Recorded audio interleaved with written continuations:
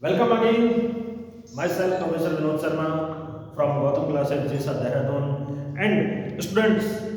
जैसा कि हमने पहला इंट्रोड्यूशन दिया था staff introduction and coaching institute के बारे में, अब हम बात करते हैं कि हमारा जो सिलेबस है वो क्या है। तो सिलेबस जो है वो आपको मैं एक इंट्रोड्यूसरी लेक्चर वीडियो के माध्यम से बताना चाहूँगा और आप मेरे साथ इस छोटी सी 15 मिनट की क्लास में मेरे साथ रहेंगे, देखते जाइए। All of you, we and you, we are the student of science. Then, what is the science? The question is put up in our mind. What is science? So, students, Greek word है बच्चों scientian, जिसका अर्थ है to know. To is a preposition word. It means about. And know is a noun word. It means जानना। इसका जो adjective word है that is knowledge. It means जानकारी। And about means के बारे में। सो स्टूडेंट्स, प्रश्न उठता है कि किसके बारे में? अबाउट एनी फैक्ट मीन्स तथ्य। प्रश्न उठता है जी कौन तथ्य? तथ्य वो जो सत्य। इट मीन्स ट्रूथ, माने कि सत्य। Then again what is truth? So truth is based on experimental proved knowledge. Okay,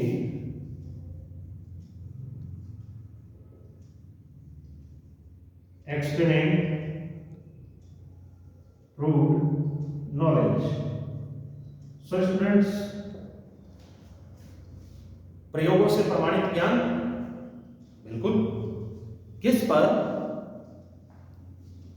बड़ा प्रश्न है साहब, किस पर? On the nature. Okay, experiment होंगे वो किस पर होंगे?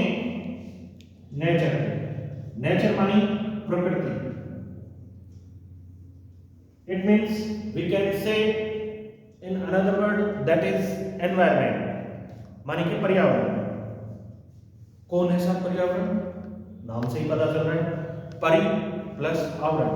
इट मीन्स हमारे चारों ओर का सराउंडिंग एरिया, जिसमें सिंगल बॉडी अपने आप को लिविंग बीइंग मानते हैं, बाकी सब आपके लिए कंटेंट है। सो ऐसा सिस्टम एनवायरनमेंट कहलाता है। प्रश्न उठता है सर कि नेचर या एनवायरनमेंट जो होता है वो किससे मिलकर के बना होता है? तो nature is made from two major component. First is biotic and second is abiotic. Clear? It means जैविक घटक और अजैविक घटक। सो कौन है जैविक और कौन है अजैविक, उस पर हम चर्चा करते हैं। चलिए, जैविक अजैविक पर पहुंचने से पहले कुछ सीधी सीधी डेफिनेशन देखते हैं जो अब तक पढ़ा है। यहां आपने पढ़ा कि ग्रीक वर्ड था साइंटिया, जिसका अर्थ था टू नो। ठीक है, सो हम कह सकते हैं कि ट्रूथ इज साइंस। क्या डेफिनेशन की पहली? ट्रूथ इज साइंस, माने कि सत्य ही विज्ञान है। दूसरा, नेचर इज साइंस, प्रकृति ही विज्ञान है। और प्रकृति में क्या होते हैं? एक्सपेरिमेंट प्रूव्ड होता है। So experimental proved knowledge is science. ये तीन मैंने छोटी छोटी डेफिनेशन दी हैं, इससे छोटी डेफिनेशन नहीं हो सकती बच्चों। ठीक है, इस साइंस वर्ड को अगर आप हिंदी में देखते हैं तो ये आता है वी और ज्ञान। ज्ञान सभी में होता है, जो बाय बर्थ पैदाइशी सबके पास होता है। इसको आईक्यू बोला जाता है, इंटेलिजेंट क्वेश्चन, माने कि बुद्धिमत्ता की गुणवत्ता हर एक के पास है। छोटा सा बच्चा होता है वो भी अपने डिसीजन खुद ले लेता है, उठना बैठना, रोना चिल्लाना, उसके लिए उसे किसी दूसरी कमांड की जरूरत नहीं है। हर एक के पास अपना ज्ञान है, परंतु वह ज्ञान अगर विशिष्टीकृत हो जाए, स्पेसिफाई हो जाए, इट मीन्स स्पेशलाइज्ड हो जाए, अर्थात सुव्यवस्थित हो जाए, तो उस विशिष्टीकृत ज्ञान को विज्ञान कहा जाता है। यानी कि इसमें सीक्वेंस होती है कर्म करने की। ठीक है, तो भगवत गीता का जो संदेश है, कर्म के अधीन सफलता, वो विज्ञान कहलाती है। गीता की एक परिष्कृत विज्ञान है। ठीक है, तो ये विज्ञान यानी विशिष्टीकृत ज्ञान, it means specific knowledge which are based on the experimental proved on the nature that is knowing as science. इसी को हमारे विज्ञानियों ने एक बहुत लंबी चौड़ी परिभाषा बनाया कि प्रकृति के क्रमबद्ध अध्ययन से अर्जित एवं प्रयोगों के द्वारा प्रमाणित, वर्गीकृत एवं सुस्पष्ट ज्ञान को विज्ञान कहते हैं।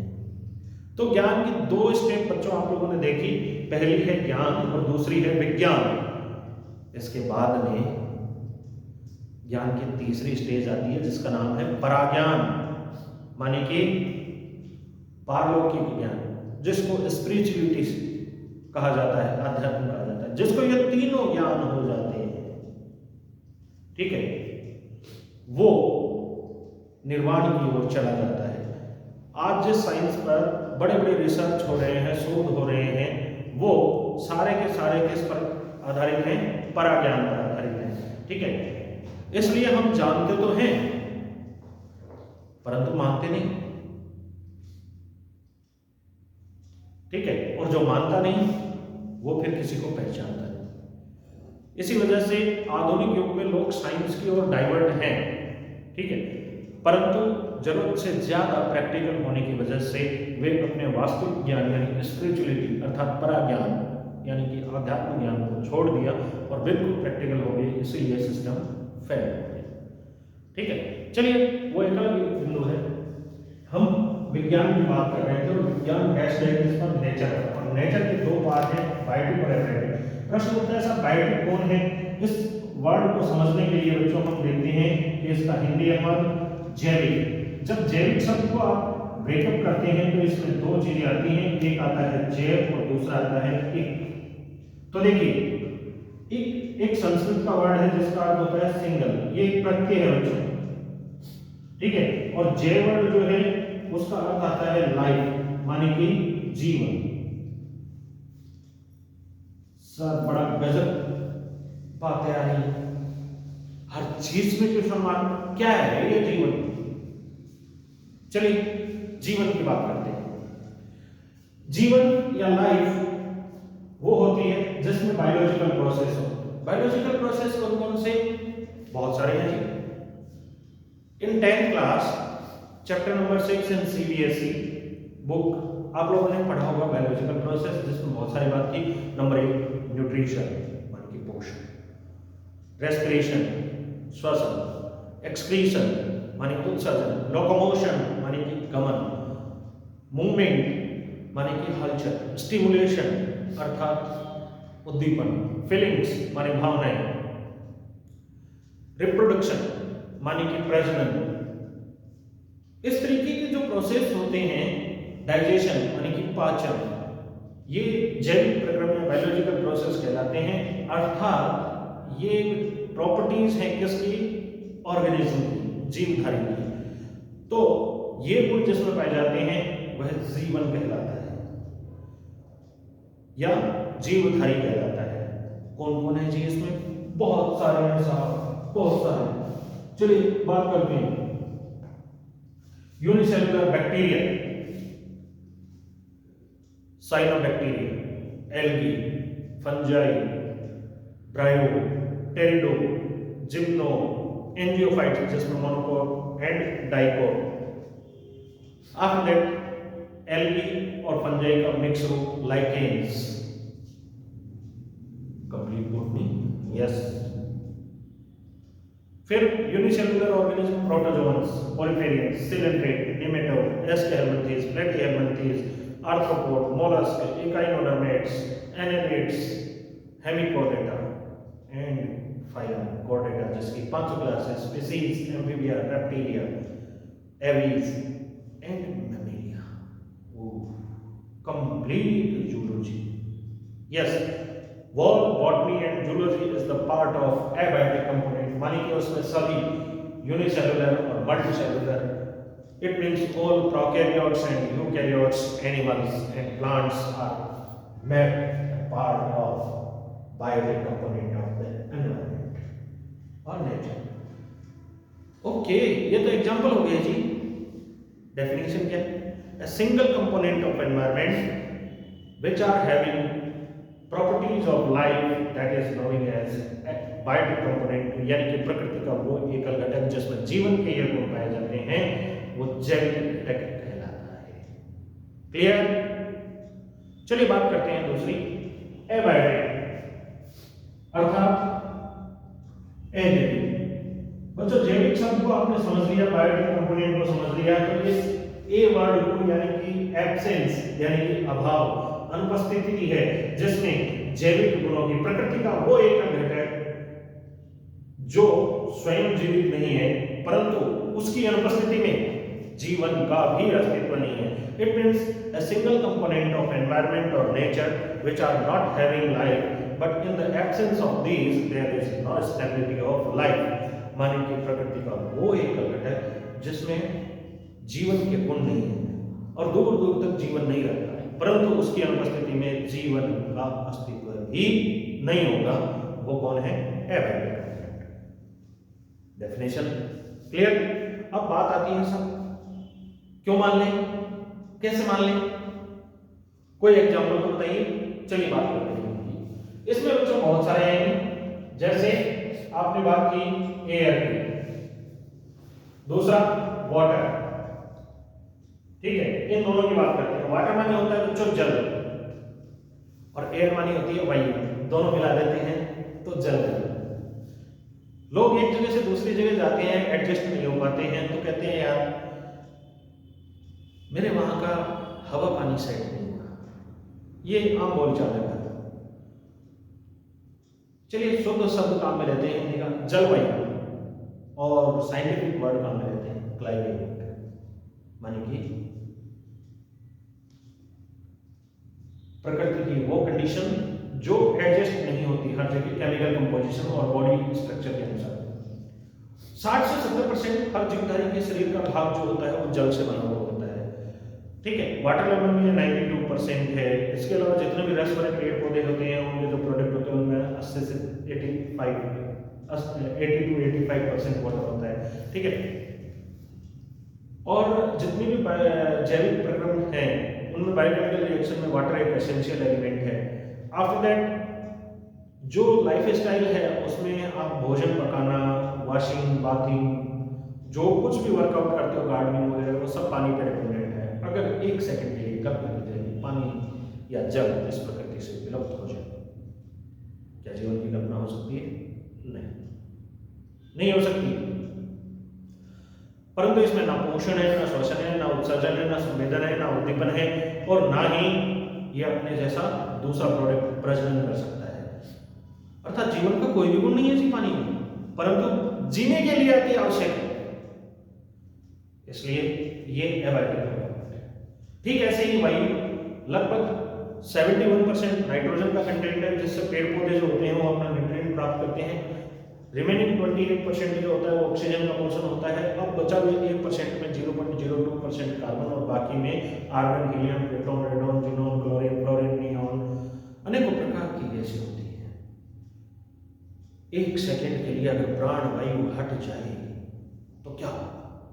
जो जहां है वो वहीं मूर्तिवत रह जाएगा, सांस टूटी, श्वास छूटी। ऐसी कंडीशन में जीवन की कल्पना नहीं हो सकती। जिस ऑक्सीजन को प्रकृति निःशुल्क दे रही है वरदान स्वरूप, अहमियत तब पता चलती है जब हॉस्पिटल में ऑक्सीजन सिलेंडर के लिए 20,000 रुपये देकर 2 घंटे की मोहलत दी जाती है।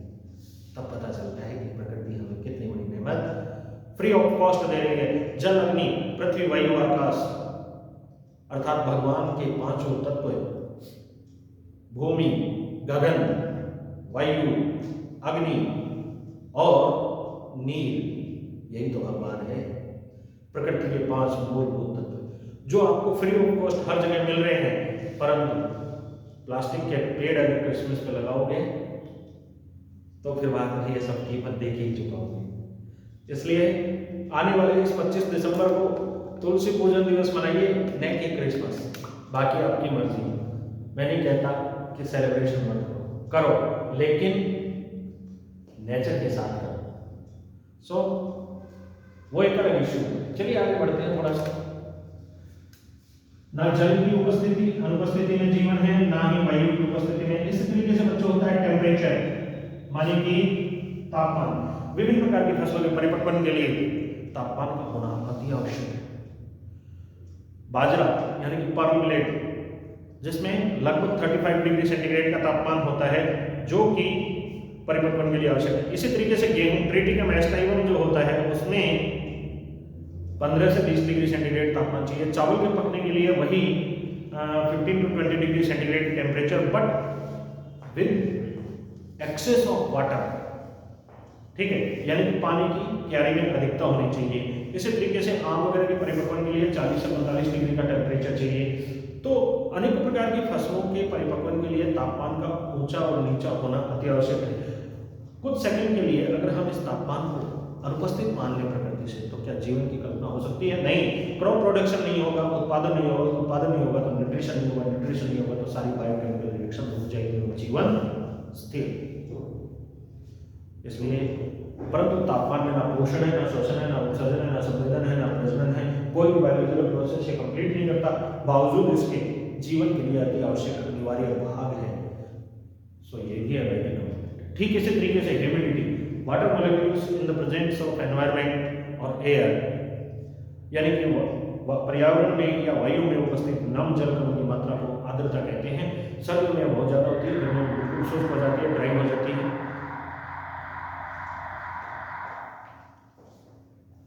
ह्यूमिडिटी जो कि water molecule in the presence of the air, तो सर्दियों में ये ज्यादा होती है, गर्मियों में ये कम होती है, ठीक है। ये भी प्रकृति में क्या है, एक एबायोटिक कंपोनेंट है। इसी तरीके से रॉक्स माने कि चट्टानें, जो कि जिनके क्षरण से मृदा या सॉइल का फॉर्मेशन होता है। अब चट्टानें भी एबायोटिक कंपोनेंट है। माउंटेन्स, पर्वत, जो कंडेंसेशन होता है क्लाउड्स वगैरह का या बर्फ वगैरह के पड़ने के बाद में उनसे उनकी मेल्टिंग से जो नदियां बनती हैं, रिवर्स बनती हैं, जीवनदायिनी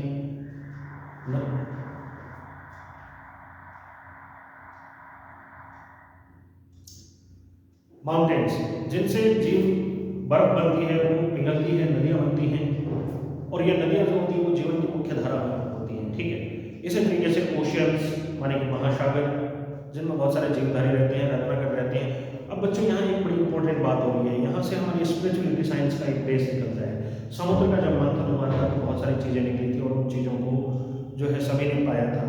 भगवान विष्णु ने लक्ष्मी को पा लिया था, देवताओं ने अमृत पा लिया था, दानवों ने जो था वो रत्न हीरे जड़ित ले लिए थे, परंतु उसमें से एक विष का अणु, पॉइजनस मॉलिक्यूल निकला था जिसको विषाणु कहा जाता है, और उस हलाहल को पीने के लिए भगवान शंकर आ गए थे, और उसे अगर स्टोमक पहुंच जाते हैं वो किसी भी तरीके से, तो पॉइजन अपना इफेक्ट दिखाता है, इसलिए उसको अपने गले यानी कंठ में रोका, वो नीलकंठ कहलाया। परंतु उस परा विज्ञान तक पहुंचने के लिए पहले विज्ञान का ज्ञान होना आवश्यक है। नीलकंठ नाम का एक पक्षी भी पाया जाता है जो एनवायरमेंट में पाई जाने वाली सड़ांध या गंध को खाता रहता है, और उस पक्षी को जो है नीलकंठ पक्षी कहा जाता है, ठीक है। तो प्रकृति में जीवन बाद में बना था, बैक्टीरिया बाद में आया था, जीव के अणु उससे पहले विष के अणु बने थे, यानी कि जीवन से पहले मृत्यु ने इस सृष्टि पर राज किया है, उससे निजात नहीं पाई जा सकती। पर आज का भोला इंसान विज्ञान पर विजय पाने की कोशिश कर रहा है, भगवान पर विजय पाने की कोशिश कर रहा है। ऐसा नहीं करना चाहिए। हम सब अपनी लिमिट्स में हैं और लिमिट्स में रहते हुए एनवायरनमेंट को प्रोटेक्ट करते हुए इसको सुखद कैसे बनाएं, यही एनवायरनमेंट सुपरवाइजर का यानी कि पर्यावरण पर्यवेक्षक का ड्यूटी होता है, जिसके लिए सरकारें पोस्ट निकालती है। चलिए आगे बढ़ते हैं। हमने बात की थी भैया यहाँ पे टेम्परेचर की, रॉक्स की, माउंटेन्स, क्लाउड्स,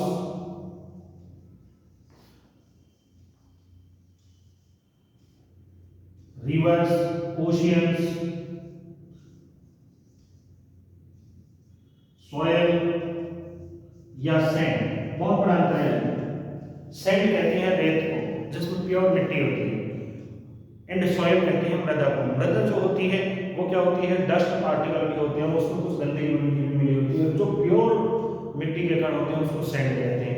दोनों ही किसी भी प्रकार के प्रोडक्शन या फसल उत्पादन या वनस्पतियों के लिए अति आवश्यक होते हैं। इनमें 20 एसेंशियल एलिमेंट होते हैं जिनमें एनपीके जो होता है वो बृहद मात्रिक तत्व होते हैं, नाइट्रोजन, फास्फोरस और पोटेशियम, और बाकी के जो 13 के लमसम हैं वो माइक्रो एलिमेंट होते हैं। टोटल 16 एलिमेंट जो है वो प्लांट्स के लिए अति आवश्यक है, जिनके अंदर एक बायो में टॉपिक होता है मिनरल न्यूट्रिशन का यानी खनिज पोषण का, उसके तहत हम इसको डिटेल से पढ़ाएंगे। ठीक है, तो ये सारे के सारे जो कंटेंट है ये एबायोटिक कंपोनेंट है। क्लियर? बट ये कोई भी चीज नहीं है, लेकिन इनके बिना जीवन भी नहीं है, इसलिए ये एबायोटिक कंपोनेंट है। क्लियर? अब इनकी जो स्टडी होती है बच्चों वो दो स्टेजेस में होगी। पहली स्टडी होगी इनकी फिजिकल स्टेटस की यानी कि इनकी भौतिक अवस्था की, और दूसरी स्टडी होगी इनकी केमिकल स्टेटस की।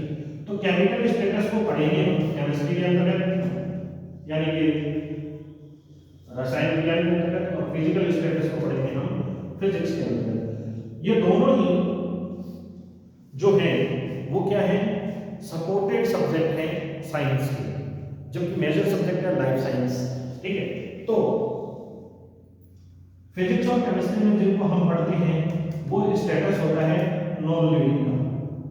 किसका स्टेटस होता है ये? नॉन लिविंग का। तो क्या एक प्रश्न उठता है बच्चों, एबायोटिक कंपोनेंट और नॉन लिविंग दोनों एक ही चीज है क्या? बड़ा ही लॉजिकल क्वेश्चन। नहीं, दोनों एक चीज है। Abiotic component is the environmental factor, ये पर्यावरणीय कारक है, जबकि नॉन लिविंग जो होता है उसका दूर दूर तक जीवन और जीवन के गुणों से कोई लेना देना नहीं होता। जैसे फॉर एग्जाम्पल दिस मार्कर, ये मार्कर ये नहीं होगा तो जीवन कहीं से प्रभावित नहीं होगा। कोई पोषण, श्वसन, उत्सर्जन, संवेदन, प्रजनन और जैविक क्रिया प्रभावित नहीं है इसके बिना। मार्कर नहीं होगा तो चौक हो जाएगी, चौक नहीं होगी तो कुछ और अल्टरनेट हो जाएगा। ठीक है, जैसे जो पत्थर है, टेबल, कुर्सी, ठीक है, ये दीवार है, बोर्ड है, कागज है, पेपर है, ये सब नॉन लिविंग में है। ठीक है, बट वे फैक्टर्स जिनसे जीवन प्रभावित होता है वो एबायोटिक कंपोनेंट है। तो आज आपने तीन स्टेज के बारे में बात की है। बायोटिक कंपोनेंट जिसके तहत botany and geology I, abiotic component जिसमें एनवायरमेंटल फैक्टर है, और तीसरी स्टेज है नॉन लिविंग। नॉन लिविंग जो मैटर होता है वो केमिकल एंड फिजिकल स्टेटस में पढ़ा जाता है, जिसके लिए फिजिक्स और केमिस्ट्री होती है। ठीक है, क्लियर? अब प्रश्न उठता है साहब ये दोनों ही मूर्त विज्ञान है यानी कि अजैव विज्ञान है। ठीक है, क्लियर? अजैव घटक अलग चीज होता है और अजैव विज्ञान अलग चीज होता है। क्लियर? तो इनको नॉन लिविंग साइंस कहा गया है। ठीक है, अब देखिए फिजिक्स में जो होता है वो मैकेनिक्स और मैकेनिकल सिस्टम एंड मशीनरीज के बारे में, यानी कि ये यंत्र विज्ञान है। क्लियर? ये जीव विज्ञान है, जैव विज्ञान है, और इसको कहते हैं बच्चों भस्म विज्ञान। बड़ा गजब नाम लेते हैं सर, हम तो रसायन विज्ञान के नाम से जानते हैं। सही है। केमिस्ट्री वर्ड जो है वो कहाँ से आया था? ग्रीक वर्ड है बच्चों जिसका नाम है कीमिया।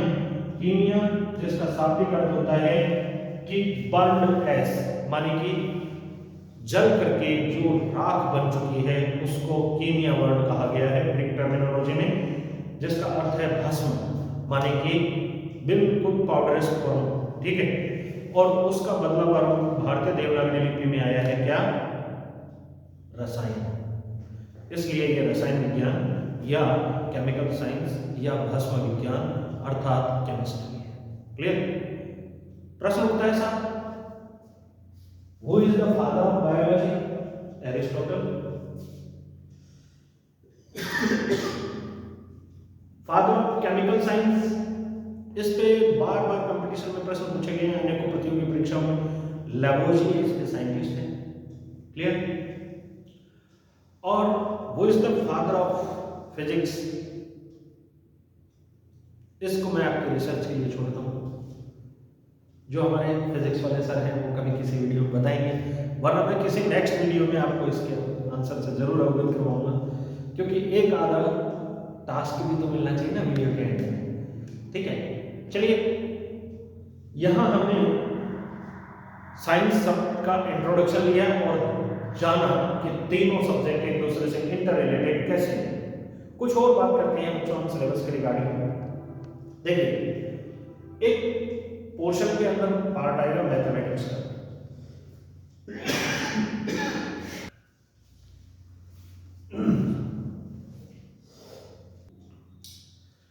एक तीनों सब्जेक्ट हमने पढ़े यहाँ पर, life science and botany and zoology, chemistry and physics. अगला पोर्शन आता है मैथमेटिक्स, जिसको गणना विज्ञान कहते हैं, यानी कि calculation science. It's the part of also science. अब यहाँ तक ही विज्ञान नहीं बची, क्योंकि जमाना बड़ी तेजी से बदल रहा है। इसमें कंप्यूटर का इन्वॉल्व हुआ, इसलिए कंप्यूटर विज्ञान या कंप्यूटर साइंस के बारे में भी कुछ चैप्टर हम पढ़ेंगे। अब बात आती है बच्चों यहाँ पर कि ये फिजिक्स और केमिस्ट्री का पोर्शन एवरेटिव कंपोनेंट के साथ में एडजस्टमेंट जो होता है, तो एनवायरमेंटल फैक्टर या नेचर के ये फैक्टर और फिजिक्स और केमिस्ट्री का अंतर रिलेशन जो होता है उसको स्पेस साइंस कहा जाता है, क्योंकि इसमें लाइफ साइंस का पोर्शन हट चुका है, अर्थात अंतरिक्ष में जीवन नहीं है। बात समझ में आ रही है? सो ये पोर्शन जो है वो स्पेस साइंस एंड टेक्नोलॉजी का पोर्शन है, उसके भी कुछ एक बात जो है वो आजकल जनरल साइंस के कंटेंट में डाल दिए गए, क्योंकि फिजिक्स केमिस्ट्री और एनवायरमेंटल फैक्टर अगर क्लाइमेट में है कहीं, बट वहां लाइफ नहीं है, लाइफ की स्टेबिलिटी नहीं है, उसी का नाम स्पेस है।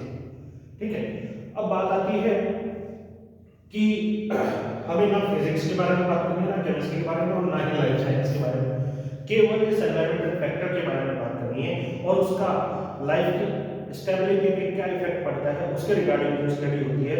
तो केवल इस एनवायरमेंटल कंपोनेंट की स्टडी जो होती है वो इकोलॉजी और एनवायरमेंट कहलाती है। ये भी विज्ञान का एक पोर्शन है, जिसको आजकल अलग से सिलेबस में डालना और उससे प्रश्न पूछना एक प्रचलन बन चुका है। ठीक है, सो स्टूडेंट्स यहाँ पर हम बात कर रहे हैं कि आपको लैब असिस्टेंट और एनवायरमेंट सुपरवाइजर की सिलेबस में पढ़ना क्या क्या पड़ेगा। Botany, geology, chemistry, physics, space and science technology, computer science, ecology and environment, and आप चाहें तो बायो का अल्टरनेट मैथ से हटा सकते हैं। परंतु प्रतियोगियों को मैं एक राय देना चाहता हूं कि मैथमेटिक्स में कैलकुलेशन होती है और उसमें समय व्यर्थ होता है, इसलिए कंसेप्चुअल नॉलेज के लिए अगर बायो का ऑप्शन ले लिया जाता है तो हम कुछ समय बचा लेते हैं और जो 3 घंटे में 100 क्वेश्चन आते हैं उसमें आप इजीली सेलेक्ट कर सकते हो। अदरवाइज न्यूमेरिकल में उलझ जाओगे, फिजिक्स में, केमिस्ट्री में और वही मैथमेटिक्स में, तो समय पूरा और आप शायद कट ऑफ के दायरे से बाहर, क्योंकि प्रतियोगी परीक्षा में बहुत सारे बच्चे बैठे हैं। चलिए देखते हैं थोड़ी सी बात को। देश भर में हर साल 18 लाख बच्चे नीट में बैठते हैं, लगभग 15 से 16 लाख बच्चे जेईई यानी इंजीनियरिंग के एग्जाम में बैठते हैं। हर स्टेट में 2 से 3 लाख बच्चों की भीड़ जो होती है वो +2 पास आउट साइंस स्टूडेंट, लगभग एवरेज 3 लाख होती है। बहुत लंबी चौड़ी भीड़ है। पदों की संख्या 434, स्पेशल उत्तराखंड में प्रिपरेशन बैठने वाले अभ्यर्थियों की संख्या 5.5 लाख से ऊपर है। उसके बाद बाबा साहब अम्बेडकर का बनाया हुआ रिजर्वेशन, सैनिक आश्रित कोटा, स्टेट गवर्नमेंट का कोटा, नेशनल कोटा, रिजर्वेशन, आपके हिस्से में कितनी सीट आनी चाहिए, बहुत टफ कंपटीशन है। इसलिए सिलेबस का निर्धारण, एग्जाम में चॉइस का ऑप्शन, फिर एक अच्छे कोचिंग इंस्टीट्यूट के साथ जुड़ना, एक अच्छी टीम से सिलेक्शन ओरिएंटेड मैटर पढ़ना और कम समय में अपनी एफिशिएंसी को दिखा करके सिलेक्शन लेना। प्रतियोगी के लिए एक परीक्षा नहीं है, बहुत सारी परीक्षाओं से गुजरेगा, इसलिए सही प्लेटफॉर्म का चयन कीजिए।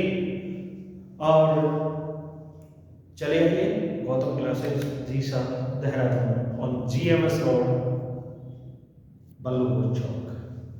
मिलते हैं नेक्स्ट वीडियो में नए कंटेंट के साथ।